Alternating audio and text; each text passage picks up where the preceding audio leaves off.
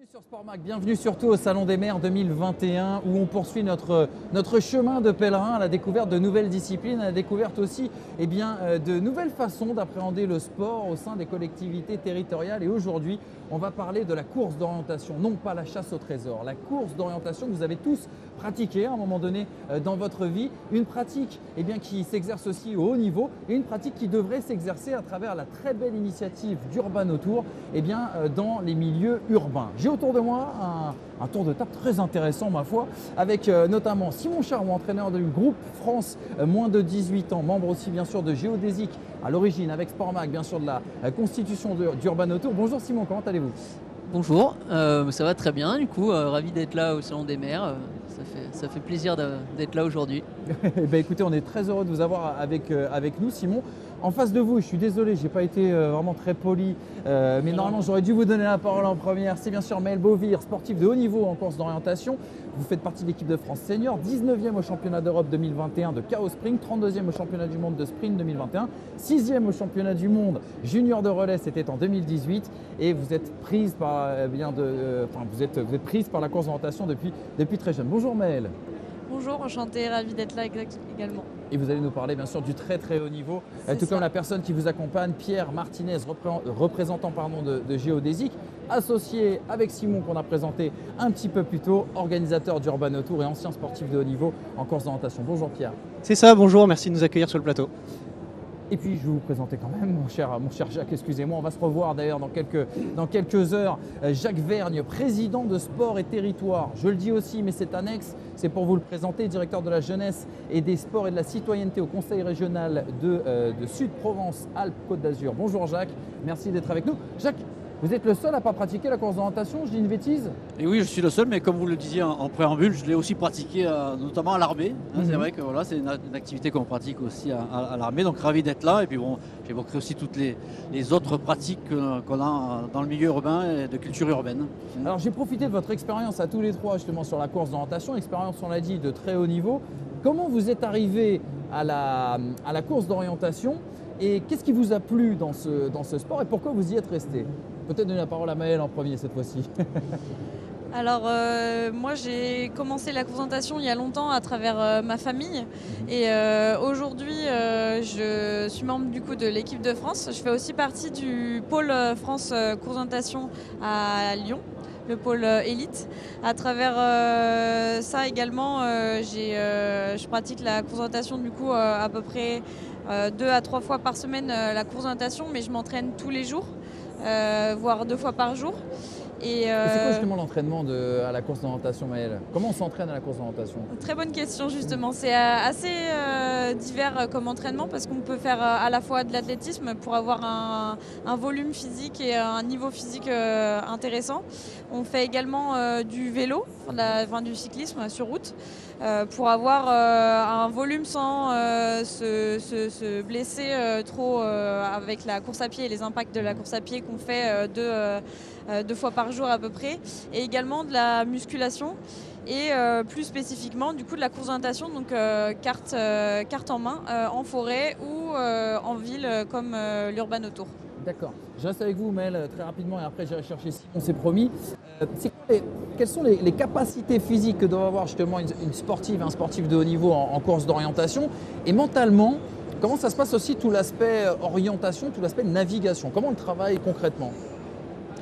Eh bien justement, mentalement, on travaille aussi avec le pôle, avec une préparatrice mentale qui nous aide justement à se focaliser, à se concentrer sur les aspects techniques tout en étant à un rythme élevé, à une vitesse élevée. Et donc il faut avoir des capacités physiques, oui, comme être puissante notamment en forêt et en ville, puisqu'on a tout type de terrain. On court à la fois sur un sol très souple, mais à la fois sur un terrain de route en urbain. Et on travaille aussi sur des côtes ou sur des descentes. Donc vraiment, c'est vraiment des terrains très très variés. Donc il faut avoir des qualités physiques assez complètes. Pour tout ce qui est l'aspect mental, comme je vous ai dit, préparation mentale et faire beaucoup de d'entraînement sur carte pour acquérir derrière une routine qui va faire qu'on va automatiser cette technicité et pouvoir courir à haute vitesse tout en étant bon techniquement. Alors on est réunis autour de cette table pour parler justement alors qu'on voit quelques images justement pour ceux qui découvriraient la course d'orientation. Justement, je me retourne vers vous, Simon. Qu'est-ce que c'est un petit peu la spécificité de la course d'orientation en format urbain? Parce que c'est vrai qu'on l'a tous pratiqué dans un côté, dans des espaces verts, au sein de forêts, etc.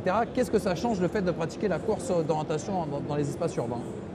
Comme vous l'avez dit déjà, on est à la base la course d'orientation, c'est plus connu pour la partie forêt, tout ça. Et depuis quelques années, ça se développe de plus en plus en milieu urbain, notamment pour faire découvrir notre sport. Comme on l'a dit, c'est un vrai sport avec une fédération française. On a à peu près 10 000 licenciés en France. En France, c'est encore un peu méconnu. Par exemple, dans les pays scandinaves, c'est 200 000 licenciés. C'est un sport un sport national, comme le ping-pong en Chine, par exemple. Oui, ça passe à la télé, c'est vraiment... Voilà. Donc nous, en France, ça commence à arriver de plus en plus, le milieu urbain. Et la spécificité, en fait, c'est que on va vite. Faut savoir que les athlètes à haut niveau, ils courent à 18 km/h, voire un peu plus. Donc le but du jeu, c'est d'orienter à haute vitesse dans la ville, ou dans les parcs.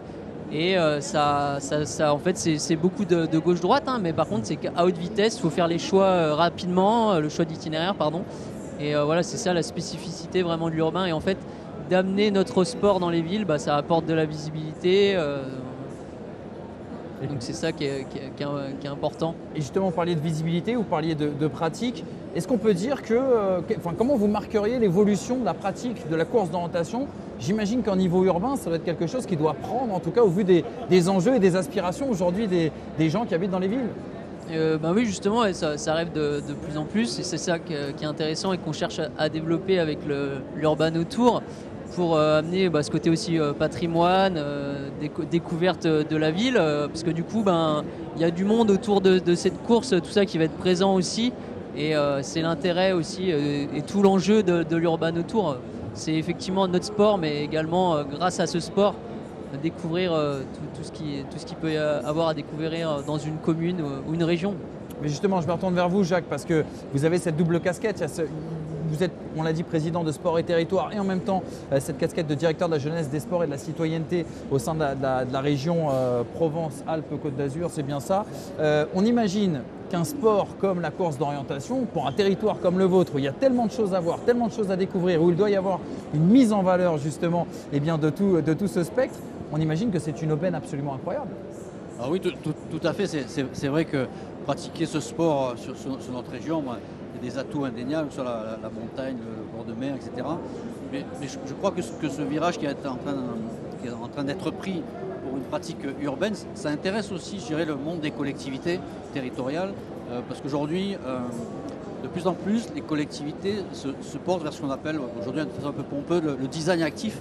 L'actif, c'est comment on aménage notre milieu urbain pour des pratiques d'activité physique, alors qu'elles soient de très haut niveau, comme c'est le cas avec les athlètes que l'on a aujourd'hui, mais aussi pour tout un chacun de pouvoir pratiquer. Et c'est vrai que si demain on a un événement de haut niveau de course d'orientation, l'intérêt c'est de pouvoir ensuite le faire pratiquer parce qu'ils auront balisé le terrain, ils auront créé des itinéraires, le faire pratiquer par un public beaucoup plus large. Alors justement, on y vient au pourquoi vous êtes aujourd'hui autour de cette table et pourquoi on vous accueille et pourquoi on est très heureux surtout de vous accueillir. C'est que justement l'initiative d'Urban Autour, c'est de créer des événements urbains, de courses d'orientation. Et Pierre, je me retourne du coup vers vous parce que Jacques a été très prolixe sur le sujet. L'aspect public diversifié, ça c'est quelque chose qui m'a beaucoup intéressé en préparant cette émission. C'est-à-dire qu'on va avoir des gens comme Maël par exemple ou comme Simon, qui font partie du haut gratin de la course d'orientation, du très très haut niveau, mais il y a aussi une notion de loisir, de plaisir aussi également à travers votre événement. Parlez-nous de ce que vous souhaitez mettre en place avec Urban Autour. Exactement, c'est ça, vous l'avez dit, l'idée c'est vraiment d'accueillir tous les types de publics sur cet événement-là, à la fois des scolaires, parce que pour nous c'est vraiment une porte d'entrée qui est super importante, les scolaires, parce que dès le plus jeune âge, pratiquer une activité comme ça qui fait appel à la fois au mental, à la stratégie, à se repérer dans l'espace, il y a une dimension d'autonomie aussi quand on lance quand on part et qu'on est jeune et qu'on doit se repérer seul, c'est une dimension d'autonomie qui est hyper intéressante et puis qui fait également appel à une dimension physique. Donc ça c'est un aspect qui est vraiment très important au sein du projet Urban Autour, c'est de pouvoir apporter des événements, des animations de qualité pour des jeunes, pour les élèves de la commune qui sera hôte de l'événement. Et en parallèle de cet aspect scolaire, il y aura un événement qui sera plus typé, on va dire, compétition, avec l'accueil vous l'avez dit, de sportifs de haut niveau comme Maël, également l'accueil de licenciés, de pratiquants réguliers sur l'événement. Et puis il y aura un village de l'événement sur lequel il y aura des stands des partenaires, mais il y aura également des animations pour que le grand public, le tout un chacun qui a déjà pratiqué ou non la course d'orientation puisse découvrir par l'intermédiaire de petits stands, de petites animations ludiques, ce qu'est la course d'orientation, comment la pratiquer, et qu'elle puisse potentiellement après s'intéresser un peu plus, repratiquer la course d'orientation sous différentes formes, pourquoi pas sur la commune, puisqu'on propose de mettre en place aussi des équipements qui sont à vocation touristique ensuite. Donc voilà, c'est les différents publics qu'on essaye de pouvoir valoriser et toucher sur cet événement Urban Autour. Et l'un des attraits très intéressants, c'est que vous cherchez à justement mettre en place des formats qui soient le plus spectaculaires, qui ont une sorte de dynamique, en tout cas que ce soit quelque chose de très attractif pour tout le monde, même pour ceux qui ne font pas du haut niveau. C'est ça exactement, les formats de course qui vont être proposés, que ce soit notamment pour les élites, pour les coureurs, les athlètes de haut niveau nationaux et internationaux.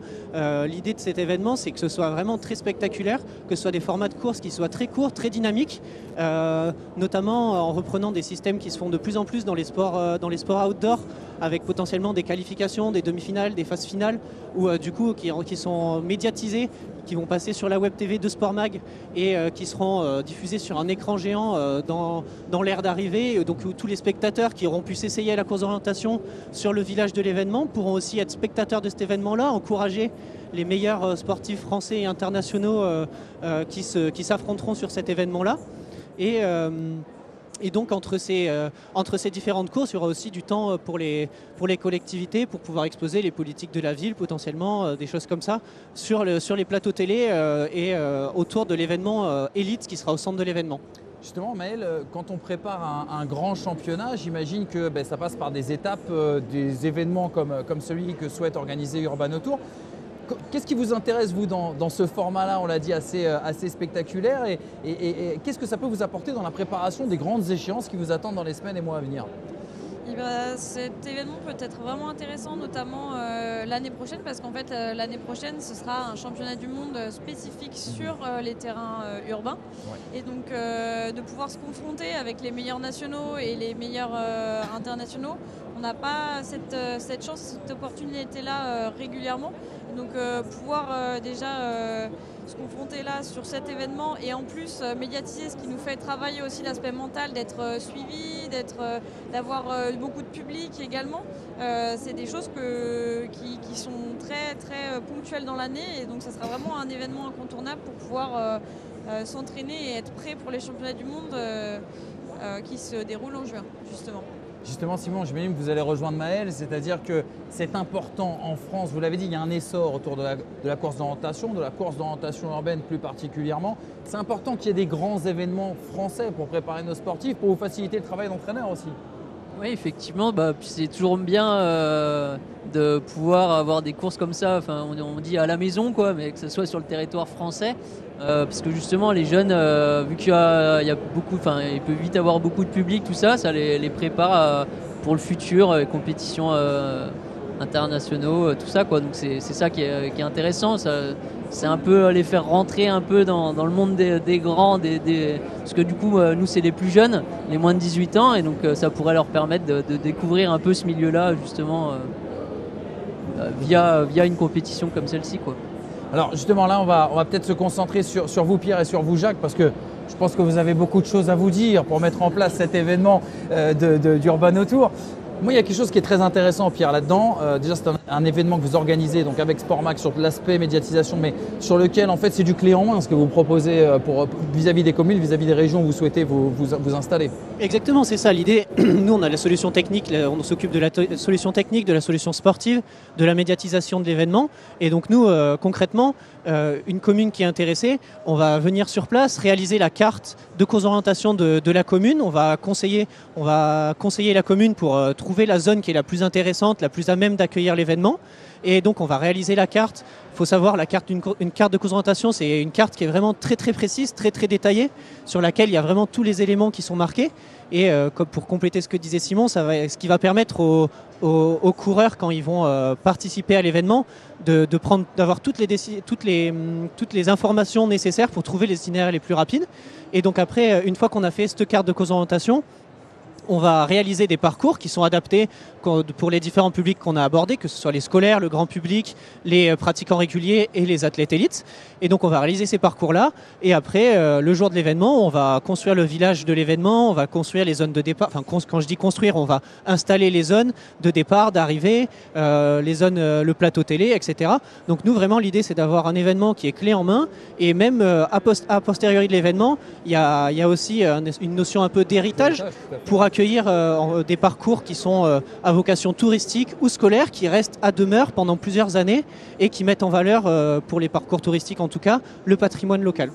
Justement, Jacques, je me retourne vers vous parce que cette notion d'héritage, elle est quand même très importante pour nos territoires. Et au-delà de ça, il y a aussi des retombées économiques pour la région, la commune qui accueillerait cet événement urbain autour.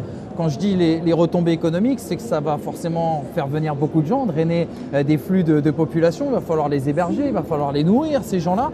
Il y a aussi une question d'image, de notoriété, on en a parlé bien sûr tout à l'heure. C'est l'événement idoine en définitive pour la personne que vous êtes. Alors, c'est vrai que voilà, ce type d'événement, je pense, vont intéresser beaucoup de villes, hein, notamment de collectivités, mais je pense plutôt à des villes. Pourquoi? Alors, c'est vrai que ça a été dit, bon, au-delà de cette question de notoriété, au-delà de cette question de visibilité qui est importante, certes, mais c'est vrai que ce qui était dit tout à l'heure, c'est la question d'héritage.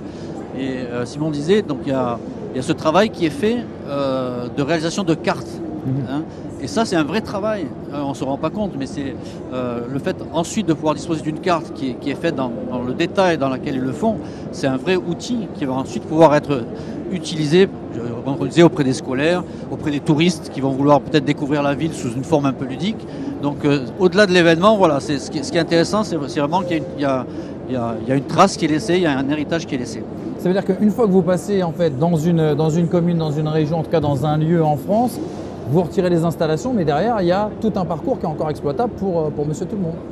C'est ça, nous on réalise la carte et en parallèle de ça, après on peut mettre en place des parcours qui sont réutilisables on récupère à l'Office du tourisme la carte avec les informations patrimoniales et par exemple à chaque balise, il y a des informations sur le lieu dans lequel on se trouve, sur les spécificités locales et ça permet de mettre en valeur les spécificités de la commune dans laquelle on se trouve en fait, c'est ça. Un autre levier qui est quand même assez intéressant et je pense que tous les trois, je parle aux puristes de course d'orientation qui nous accueillent. Excusez-moi, Jacques, je ne vous mets pas à l'écart, vous êtes dans mon équipe, hein, ne vous inquiétez pas. On est deux, exactement. Il y a quand même une notion, et en plus qui est très à la mode, parce qu'il faut faire du green aujourd'hui politiquement, et même dans les faits, on va dire, par rapport aux enjeux internationaux qui nous attendent dans les années à venir. J'imagine que lorsque l'on fait de la course d'orientation, il y a quand même une notion d'éco-responsabilité qui doit être prégnante, qui doit être au quotidien, dans vos quotidiens à tous les trois. Bien sûr, je peux prendre la parole, mais Maëlle me complétera sûrement très bien. Elle fait des études et elle travaille dans ce domaine-là, donc elle pourra me compléter. C'est pas innocent. Non, c'est ça. Mais c'est sûr qu'en cause d'orientation, depuis notre plus jeune âge, on fait du sport dans la nature. Et c'est quand même une dimension qui est hyper importante en cause d'orientation, de respecter notre environnement. Quand on organise des compétitions, en France, les plus grosses compétitions, elles accueillent 2 à 3 000 personnes. Sur ces compétitions-là, une fois que la compétition est passée, quand on revient sur l'espace où a eu la course, il n'y a pas de déchets, quoi. Tous les participants ont une notion éco-responsable et nous c'est quelque chose qu'on veut aussi transmettre et proposer sur l'événement Urban Autour. Et puis, un des gros avantages aussi de cet événement-là, c'est qu'il n'y a pas d'installation à construire à proprement parler. Nous, tout le jeu de la course d'orientation, c'est justement de s'adapter au lieu dans lequel on se trouve et de jouer avec l'environnement de la commune, du lieu où on se trouve, pour arriver à s'amuser en fait et à trouver des parcours qui jouent avec l'environnement local. Justement, mais votre côté éco-responsable, il est né avant de faire de la course d'orientation ou c'est en faisant de la course d'orientation que vous vous êtes dit tiens, il y a peut-être quelque chose à pousser justement en termes écolo Je pense que ces valeurs et cette passion pour la nature, je l'avais ancré en moi je pense, mais ça s'est vraiment développé au fur et à mesure de mes années en course d'orientation. Et aujourd'hui, je me retrouve même à faire des études d'aménagement du territoire et de développement durable parce que c'est quelque chose vraiment qui me tient à cœur et qui m'a porté en fait toute mon enfance, toute ma ligne de vie de mon enfance, c'était tout ce qui était biodiversité, nature et course d'orientation. Et donc allier les deux, c'est vraiment quelque chose qui est important pour moi et qui reste une passion aujourd'hui. Alors, on rappelle que Urban Autour, c'est aujourd'hui une très belle idée, tout est en place, le dossier est prêt, tout est couché sur papier. Il vous manque quoi aujourd'hui? Juste l'accord d'une collectivité, c'est ça, pour accueillir l'événement? C'est ça, nous on est tout prêt, on a construit notre cahier des charges, on sait, en tout cas on a une idée assez précise de ce qu'on a envie de faire. Nous dans tous les cas ça nous intéresse d'échanger avec, ce qu'on cherche pour répondre à la question, c'est des communes qui sont intéressées et motivées pour accueillir un événement comme ça. Et après nous, dans tous les cas, ce qui est hyper intéressant avec la course d'orientation, c'est qu'on peut s'adapter vachement au lieu, aux envies de la collectivité pour pouvoir adapter notre événement en fait aux attentes de l'endroit où va prendre place l'événement. Alors, est-ce que vous pouvez nous donner, parce qu'il y a peut-être des élus qui nous regardent aujourd'hui, je vous rappelle que Jacques n'est pas très très loin, ça peut être aussi intéressant là-dessus. Est-ce que vous avez déjà chiffré un petit peu la capacité d'accueil, les retombées aussi également pour les éventuelles communes, collectivités locales qui pourraient vous accueillir? Est-ce que vous pourriez leur distiller comme ça un petit biscuit qui pourrait peut-être finir de les convaincre?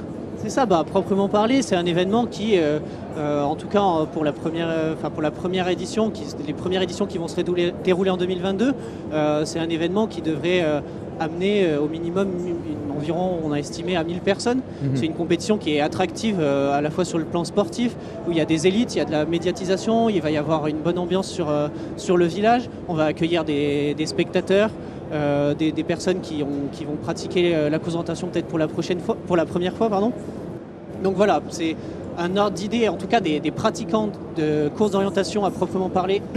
Ce sera environ 1000 personnes, plus tous les participants scolaires et grand public qui seront sur place et qui vont pratiquer également. C'est à peu près ça l'ordre d'idée. Simon, est-ce qu'on peut dire par rapport à l'entraîneur que vous êtes, que quelque part, ce type d'événement, c'est aussi intéressant pour le développement de la course d'orientation parce que quelque part, ça va peut-être permettre à certains de découvrir la discipline et que quelque part, on dit souvent plus on est de fous, plus on rit, mais entre guillemets pour vous, l'échantillon aussi également au moment de faire une sélection, il peut être beaucoup plus intéressant, avec plus d'émulation, ça peut être bénéfique aussi pour cette équipe de France de course d'orientation. Ouais, tout à fait, ça peut faire découvrir une passion, des nouveaux licenciés. Voilà, comme on l'a dit, on reste une petite fédération avec 10 000 licenciés. On est toujours preneur d'avoir de nouveaux licenciés, toujours avec des objectifs un peu plus hauts, donc avec grand plaisir. Effectivement, ça peut permettre ce genre de choses. Et si les personnes ont envie de découvrir le haut niveau dans ce sport, avec grand plaisir, on les accueillera sur nos sélections. Pierre, justement, comment ça se caractérise, on va dire, l'organisation type d'une étape Urban Autour? Pour que les gens qui nous écoutent, qui voudraient participer en tout cas à cet événement, comment ça se matérialise une étape d'Urban Autour? Alors une Urban Autour, en fait, ça prend la forme, pour l'instant, pour le programme un peu type qu'on a établi, ça prendrait la forme avec le vendredi, une journée dédiée aux scolaires, avec des professionnels de l'encadrement en course d'orientation qui seraient présents, qui animeraient des animations, qui proposeraient sous un aspect plutôt ludique de la course d'orientation aux scolaires de la commune. Et puis en parallèle, après le week-end, le samedi-dimanche, donc c'est un événement qui durerait environ 3 jours. Encore une fois, à adapter, nous on est ouvert et on peut s'adapter un peu aux attentes de la commune, mais en tout cas l'événement type il serait sous ce format-là. Et le samedi-dimanche, donc un village de l'événement où le grand public peut pratiquer, peut s'initier à la pratique de la course d'orientation, et en parallèle des courses pour le grand public, et pour les pratiquants réguliers. Qui pourront pratiquer sur des courses qui sont attractives pour eux, parce que c'est des formats de course comme le disait Simon tout à l'heure, c'est des formats de course, des formats urbains qui sont assez peu proposés qui sont en tout cas un peu moins proposés en France que les formats en forêt, les formats plus classiques en terrain naturel, et ça gagne vachement en notoriété comme on le disait, donc c'est des formats qui seront attractifs pour les pratiquants. Et donc le dernier public qui sera touché et qui sera un peu au centre de l'événement, que ce soit le samedi et le dimanche, avec des formats de course différents et dynamiques et médiatisables et télégéniques pour les athlètes de haut niveau, les athlètes élites qui prendront part le samedi et le dimanche à des compétitions médiatisées sur le week-end de compétition. Jacques, on va revenir on va peut-être empiéter d'ailleurs sur la prochaine émission qu'on va faire ensemble, mais pourquoi c'est important d'associer la notion de sport et la notion de territoire? Parce que c'est vrai qu'en France, on n'a pas forcément l'automatisme, on va dire, de lier ces deux notions, et c'est exactement ce que vous proposez aujourd'hui à travers cet événement Urban Autour. Oui, c'est exactement ça, et c'est vrai que les plus belles initiatives, souvent, elles viennent des territoires. Elles viennent des territoires, c'est-à-dire que l'innovation, la recherche, voilà, les belles actions souvent viennent des territoires, et c'est qu'après qu'elles se généralisent sur un plan national. Je crois plutôt à ce sens-là dans la démarche que dans l'autre sens. Et moi je trouve, dans ce que j'entends aujourd'hui, que ce soit Pierre, Maël ou Simon, c'est vrai qu'ils pratiquent une discipline qui porte beaucoup de valeurs. Ils pratiquent une discipline, vous disiez, éco-responsable, donc voilà, soucieux de l'environnement, soucieux d'être en harmonie avec ça. Ils ont une discipline difficile sur le plan à la fois physique, mais aussi de concentration. Quand vous faites, on disait, si on court à 18 km/h, je ne sais pas si vous vous rendez compte ce que c'est de courir à 18 km/h sur des longues distances. Moi, ça dure pas très longtemps. C'est un marathon en moins de 2 heures, c'est un marathon en moins de 2h30. Hein. C'est ça. Donc et d'être capable de se poser, réfléchir, chercher des balises, regarder une carte. Je compare finalement ça un peu au biathlon. Vous avez un effort intense et tout d'un coup, il faut s'arrêter, se concentrer. Voilà. Donc on est sur ces sports, voilà, qui ont des valeurs. Et je crois qu'Urban Autour a toutes ses chances s'il met vraiment en avant ces valeurs, presque plus que la visibilité finalement, parce que je pense que les collectivités, voilà, aiment ces sports qui portent des vraies valeurs. C'est dur d'imposer comme ça une discipline, j'allais dire nouvelle. Elle n'est pas nouvelle, mais elle est moins connue, moins populaire auprès des jeunes, qui est le foot, le rugby, le tennis, on pourra en citer plein. Est-ce que pour avoir, ça peut être intéressant d'avoir les deux versants, est-ce que c'est difficile de convaincre ses collègues qu'il faut aller sur une discipline comme le sport d'orientation? Et je vous poserai tout à l'heure la question à Pierre, Maël et Simon. Est-ce que c'est difficile d'autant plus de convaincre les collectivités locales? On va commencer avec vous, Jacques, peut-être sur cette question. Est-ce que si vous, admettions, vous étiez convaincu par cet événement, je sais que c'est le cas, est-ce que justement ce serait difficile de convaincre au niveau collectivité locale parce que la course d'orientation est moins connue que d'autres disciplines en France? Alors c'est vrai, je ne vous le cache pas, au départ c'est plutôt un handicap d'être un peu moins connu qu'une autre discipline. Mais après, encore une fois, je pense qu'en mettant en avant les valeurs, je pense qu'il y a des collectivités qui seront vraiment à l'écoute de ce type de projet. Et justement, l'éco-responsabilité, en plus, il n'y a pas d'argent dans ce sport. Hein. Quelquefois, les sports, il y a de l'argent, il y a quelques dérives qui ne sont pas forcément porteurs des vraies valeurs du sport. Donc on est là, voilà, sur une activité qui est saine, et encore une fois qui peut aussi laisser un héritage, hein, par le fait qu'ils vont faire un vrai travail, je dirais, de cartographe, hein, finalement, de cartographe qui va pouvoir être utilisé par la collectivité pendant des années derrière, pendant des années avec ses scolaires, avec ses clubs, ses associations. Justement, Pierre et Simon, les échanges que vous avez aujourd'hui avec les collectivités locales, les premiers retours, les premiers rendez-vous que vous avez faits, est-ce qu'on a tendance à vous faire confiance, ou est-ce que le fait, je déteste cette expression, mais je vais être obligé de la dire parce que c'est plus simple de la dire comme ça, le fait d'être un sport mineur fait qu'on a quelques réticences, ce genre de choses?